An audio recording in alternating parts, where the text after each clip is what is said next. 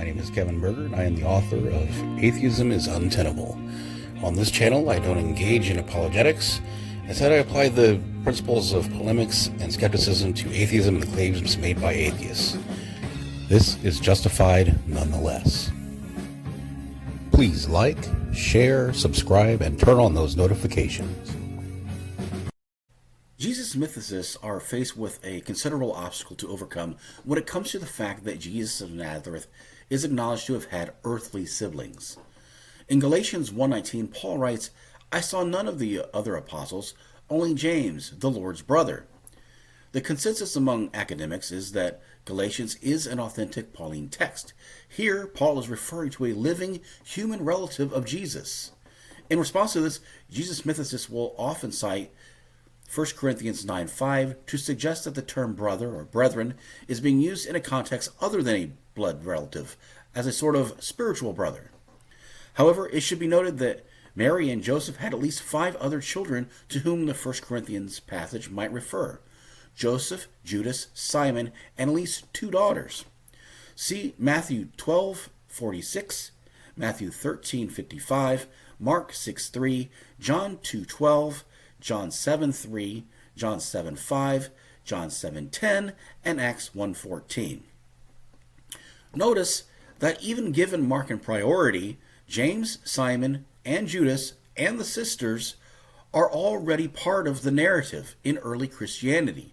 This is acknowledged in a text held to have been written around 68 to 70 CE, not a late development. If this was intended to refer to some non-familial context, it seems strange that the brother of the Lord identifier is specifically and explicitly attached to James, who is also specifically and explicitly identified as being another child of Mary and Joseph, while Paul simultaneously, specifically and explicitly excludes the apostles and Cephas or Peter from that usage.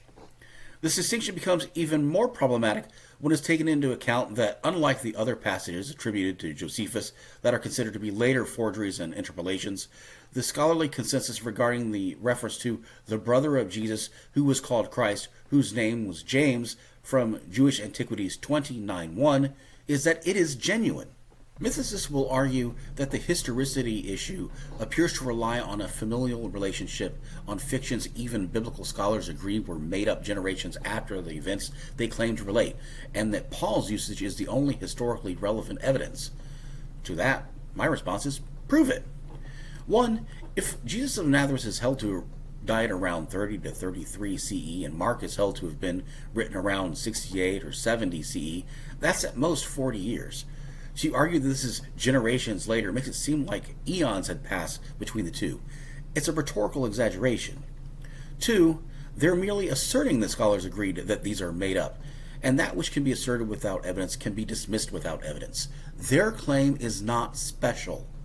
3, they are presuming, without proper justification, that Paul's usage cannot possibly be to refer to a familial bond because their exegesis of the text requires them to preclude that potentiality. They start with the presumption of a mythical Jesus and then have to discount the possibility that Paul was referring to an earthly sibling because their prescribed narrative doesn't work otherwise. They aren't taking a straightforward reading of the text, allowing it to speak for itself, and then following it where it leads. They are negotiating with the text, dictating what it is allowed to say, so that they can then lead it where they want it to go based on their own preconceived notions. That is the very essence of engaging in apologetics. The only difference is that rather than utilizing apologetics to advance the argument for Christianity, they're using it in the service of advancing mythicism. Mythicists will often argue Paul's usage of brother of the Lord identifies it as a lower status than apostle. However, once again, that's just a claim. That's not an established fact. It's an unsubstantiated apologetic that they have advanced. Again, that's not following the evidence where it naturally and logically leads. That's leading the evidence where they want it to go based on their own presupposed premise. It's the equivalent of shooting an arrow at the wall and then painting a target around it. They'll argue, though Josephus mentions are reliably identified by objective critics as interpolations by Eusebius. This is demonstrably false of Antiquities 29:1, which is the only text relevant here and the only one that I specifically note as being genuine. Modern scholarship has largely acknowledged the authenticity of the reference to Jesus in Antiquities, found in Book 20, Chapter 9, which mentions the brother of Jesus who was called Christ, whose name was James. Dr. Richard Bauckham, a retired professor from the University of St. Andrews, writes, "The vast majority have considered it to be authentic." Dr. Louis Feldman, a professor of classics and literature from Yeshiva University, noted that the authenticity of the Josephus passage on James has been almost universally acknowledged. Dr. Paul Maier, a retired professor of ancient history from Western Michigan University, agrees that few have questioned the authenticity of the James passage. Dr. Claudia Setzer, a professor of Manhattan College, writes that few have questioned its authenticity. Dr. Robert Van Voorst states that the overwhelming majority of scholars consider both the reference to the brother of Jesus called Christ and the entire passage that includes it as authentic. Dr. Steve Mason, a Canadian historian from York University who has written several books on and who is an expert on Josephus, has also considered the passage to be authentic. When one rejects the established academia under the pretense that objective critics consider the passage as an interpolation by Eusebius without any evidence to support this presumption, no less, one commits an appeal to motive fallacy and violates Clifford's other principle, which states it is wrong always, everywhere, and for anyone to ignore evidence that is relevant to his beliefs or to dismiss relevant evidence in a facile way.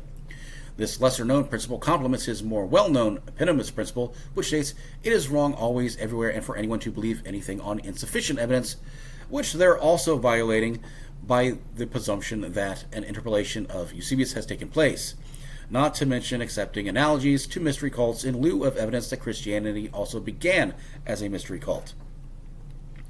My position is that a man named Jesus lived, had siblings, one of whom was named James, and people may have told some embellished stories about him.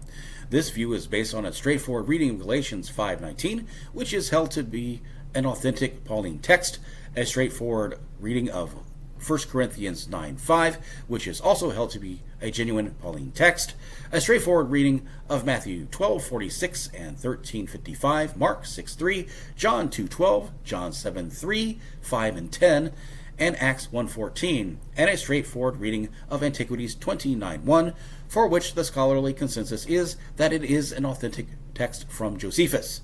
Even given market priority, these familial relationships are present in early Christian tradition and are supported by extra-biblical evidence. The exegesis of Jesus' mythicists cannot allow for the celestial, allegedly whole-cloth fabrication of Jesus to have had earthly siblings, so they are forced to instead argue that Paul's usage of the brother of the Lord and brethren must instead refer to some spiritual fraternity, to argue that other writers must have invented these familial relationships later, and that the reference to James in Antiquity must be a forgery. However, they have no empirical evidence to support any of those assertions. It's a classic case of ready, fire, aim. Till next time, remember, even if your beliefs aren't necessarily true, they may be justified nonetheless.